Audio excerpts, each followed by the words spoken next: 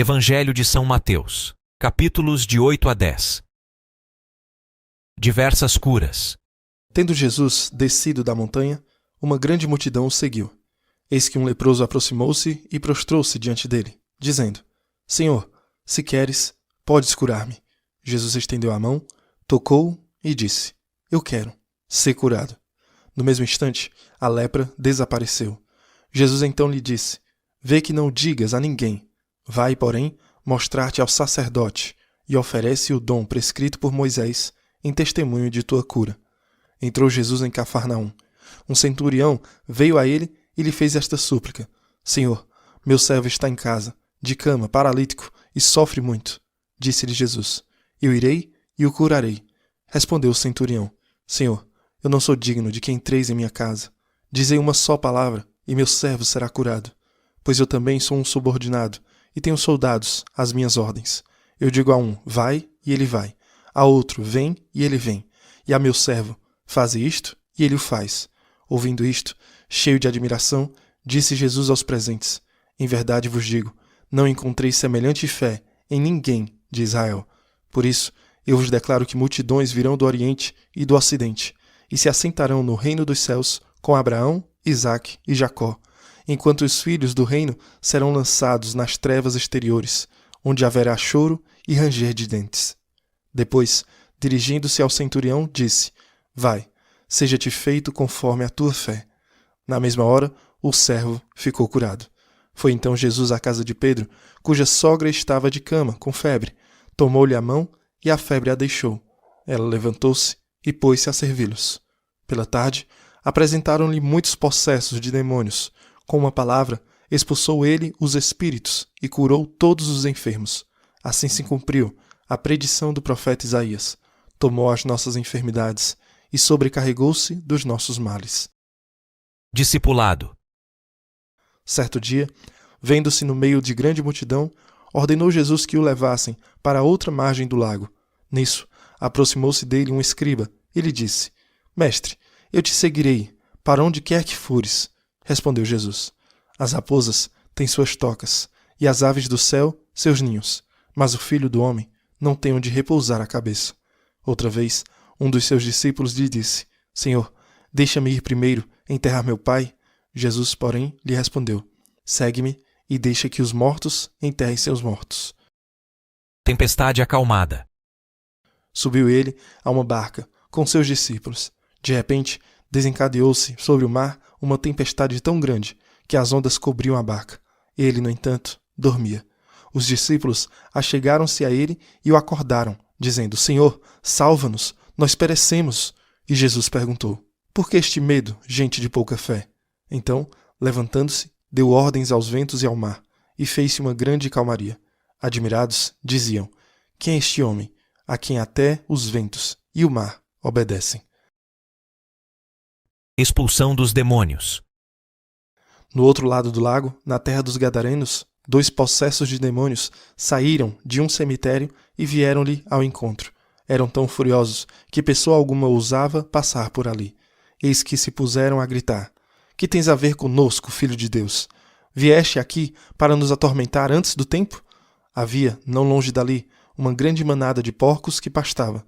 Os demônios imploraram a Jesus: Se nos expulsas, envia-nos para aquela manada de porcos. Ide, disse-lhes. Eles saíram e entraram nos porcos. Nesse instante, toda a manada se precipitou pelo declive escarpado para o lago e morreu nas águas. Os guardas fugiram e foram contar na cidade o que se tinha passado e o sucedido com os endemoniados. Então, a população saiu ao encontro de Jesus. Quando viu, suplicou-lhe que deixasse aquela região. Cura de um paralítico. Jesus tomou de novo a barca, passou o lago e veio para a sua cidade. Eis que lhe apresentaram um paralítico estendido numa padiola. Jesus, vendo a fé daquela gente, disse ao paralítico: Meu filho, coragem, teus pecados te são perdoados. Ouvindo isso, alguns escribas murmuraram entre si: Este homem blasfema. Jesus, penetrando-lhes os pensamentos, perguntou-lhes: Por que pensais mal em vossos corações? Que é mais fácil dizer: Teus pecados te são perdoados? Ou levanta-te e anda? Ora, para que saibais que o Filho do Homem tem na terra o poder de perdoar os pecados? Levanta-te, disse ele ao paralítico. Toma a tua maca e volta para a tua casa. Levantou-se aquele homem e foi para a sua casa. Vendo isso, a multidão encheu-se de medo e glorificou a Deus por ter dado tal poder aos homens. Vocação de Mateus. Esperança para os pecadores. Partindo dali, Jesus viu um homem chamado Mateus, que estava sentado no posto do pagamento das taxas. Disse-lhe: segue-me. O homem levantou-se e o seguiu. Como Jesus estivesse à mesa na casa desse homem, numerosos publicanos e pecadores vieram e sentaram-se com ele e seus discípulos. Vendo isso, os fariseus disseram aos discípulos: por que come vosso mestre com os publicanos e com os pecadores? Jesus, ouvindo isso, respondeu-lhes: não são os que estão bem que precisam de médico, mas sim os doentes. Ide e aprendei o que significam estas palavras. Eu quero a misericórdia e não o sacrifício. Eu não vim chamar os justos, mas os pecadores. Jejum. Então, os discípulos de João, dirigindo-se a ele, perguntaram: por que jejuamos nós e os fariseus e os teus discípulos não? Jesus respondeu: podem os amigos do esposo estar tristes enquanto o esposo está com eles? Dias virão em que lhes será tirado o esposo. Então, eles jejuarão. Ninguém põe um remendo de pano novo numa veste velha, porque arrancaria uma parte da veste, e o rasgão ficaria pior. Não se coloca tampouco vinho novo em odres velhos. Do contrário, os odres se rompem, o vinho se derrama e os odres se perdem. Coloca-se, porém, o vinho novo em odres novos, e assim, tanto um como o outro se conservam. A cura de 2 mulheres. Falava ele ainda, quando se apresentou um chefe da sinagoga. Prostrou-se diante dele e lhe disse: Senhor, minha filha acaba de morrer, mas vem, impõe-lhe as mãos e ela viverá. Jesus levantou-se e o foi seguindo com seus discípulos. Ora, uma mulher atormentada por um fluxo de sangue havia 12 anos, aproximou-se dele por trás e tocou-lhe a orla do manto. Dizia consigo: se eu somente tocar na sua vestimenta, serei curada. Jesus virou-se, viu-a e disse-lhe: tem confiança, minha filha, tua fé te salvou. E a mulher ficou curada instantaneamente. Chegando à casa do chefe da sinagoga, viu Jesus os tocadores de flauta e uma multidão alvoroçada. Disse-lhes: retirai-vos, porque a menina não está morta, ela dorme. Eles, porém, zombavam dele. Tendo saído a multidão, ele entrou, tomou a menina pela mão e ela levantou-se. Essa notícia espalhou-se por toda a região. Cegos veem, mudos falam. Partindo Jesus dali, 2 cegos o seguiram, gritando: Filho de Davi, tem piedade de nós. Jesus entrou numa casa e os cegos aproximaram-se dele. Disse-lhes: credes que eu posso fazer isso? Sim, Senhor, responderam eles. Então ele tocou-lhes nos olhos, dizendo: seja-vos feito segundo vossa fé. No mesmo instante, os seus olhos se abriram. Recomendou-lhes Jesus, em tom severo: vede que ninguém o saiba. Mas, apenas haviam saído, espalharam a sua fama por toda a região. Logo que se foram, apresentaram-lhe um mudo, possuído do demônio. O demônio foi expulso, o mudo falou e a multidão exclamava com admiração: jamais se viu algo semelhante em Israel. Os fariseus, porém, diziam: é pelo príncipe dos demônios que ele expulsa os demônios. Compaixão pelo povo que sofre. Jesus percorria todas as cidades e aldeias, ensinava nas sinagogas, pregando o evangelho do reino e curando todo mal e toda enfermidade. Vendo a multidão, ficou tomado de compaixão, porque estava enfraquecida e abatida, como ovelhas sem pastor. Disse então aos seus discípulos: a messe é grande, mas os operários são poucos. Pedi, pois, ao Senhor da messe que envie operários para a sua messe. Escolha dos 12 apóstolos. Jesus reuniu seus 12 discípulos, conferiu-lhes o poder de expulsar os espíritos imundos e de curar todo mal e toda enfermidade. Eis os nomes dos 12 apóstolos. O primeiro, Simão, chamado Pedro. Depois André, seu irmão. Tiago, filho de Zebedeu, e João, seu irmão. Filipe e Bartolomeu. Tomé e Mateus, o publicano. Tiago, filho de Alfeu, e Tadeu. Simão, o cananeu, e Judas Iscariotes, que foi o traidor. Envio dos 12. Estes são os 12 que Jesus enviou em missão após lhes ter dado as seguintes instruções: não ireis ao meio dos gentios, nem entrareis em Samaria. Ide antes as ovelhas que se perderam da casa de Israel. Por onde andardes, Anunciai que o reino dos céus está próximo. Curai os doentes, ressuscitai os mortos, purificai os leprosos, expulsai os demônios. Recebestes de graça dai. Não leveis nem ouro, nem prata, nem dinheiro em vossos cintos, nem mochila para a viagem, nem 2 túnicas, nem calçados, nem bastão, pois o operário merece o seu sustento. Nas cidades ou aldeias onde entrardes, informai-vos se há alguém ali digno de vos receber. Ficai ali até a vossa partida. Entrando numa casa, saudai-a, paz a esta casa. Se aquela casa for digna, descerá sobre ela vossa paz. Se, porém, não o for, vosso voto de paz retornará a vós. Se não vos receberem e não ouvirem vossas palavras, quando sairdes daquela casa ou daquela cidade, sacudi até mesmo o pó de vossos pés. Em verdade vos digo, no dia do juízo haverá mais indulgência com Sodoma e Gomorra que com aquela cidade. Anúncio de perseguição. Eu vos envio como ovelhas no meio de lobos. Sede, pois, prudentes como as serpentes, mas simples como as pombas. Cuidai-vos dos homens, eles vos levarão aos seus tribunais e sereis açoitados com varas nas suas sinagogas. Sereis por minha causa levados diante dos governadores e dos reis. Servireis assim de testemunho para eles e para os pagãos. Quando fordes presos, não vos preocupeis, nem pela maneira com que haveis de falar, nem pelo que haveis de dizer. Naquele momento vos será inspirado o que haveis de dizer. Porque não sereis vós que falareis, mas é o Espírito de vosso Pai que falará em vós. O irmão entregará seu irmão à morte, o pai seu filho. Os filhos se levantarão contra seus pais e os matarão. Sereis odiado de todos por causa de meu nome, mas aquele que perseverar até o fim será salvo. Se vos perseguirem numa cidade, fugi para uma outra. Em verdade vos digo, não acabareis de percorrer as cidades de Israel antes que volte o Filho do Homem. O discípulo não é mais que o mestre, o servidor não é mais que o patrão. Basta ao discípulo ser tratado como seu mestre, e ao servidor como seu patrão. Se chamarem de Beelzebu ao pai de família, quanto mais o farão as pessoas de sua casa. Não os temais, pois, porque nada há de escondido que não venha à luz, nada de secreto que não se venha a saber. O que vos digo na escuridão, dizei-o às claras. O que vos é dito ao ouvido, publicai-o de cima dos telhados. Não temais aqueles que matam o corpo, mas não podem matar a alma.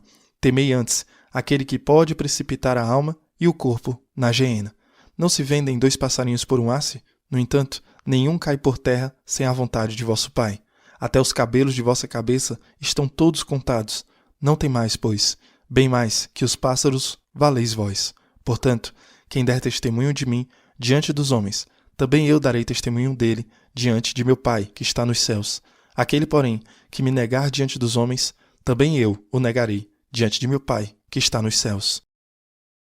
Radicalidade do segmento. Não julgueis que vim trazer a paz à terra. Vim trazer não a paz, mas a espada. Eu vim trazer a divisão entre o filho e o pai, entre a filha e a mãe, entre a nora e a sogra. E os inimigos do homem serão as pessoas de sua própria casa. Quem ama seu pai ou sua mãe mais que a mim, não é digno de mim. Quem ama seu filho mais que a mim, não é digno de mim. Quem não toma a sua cruz e não me segue, não é digno de mim. Aquele que tentar salvar a sua vida, irá perdê-la. Aquele que a perder por minha causa, irá encontrá-la. Receber Jesus.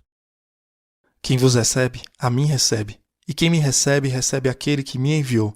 Aquele que recebe um profeta, na qualidade de profeta, receberá uma recompensa de profeta.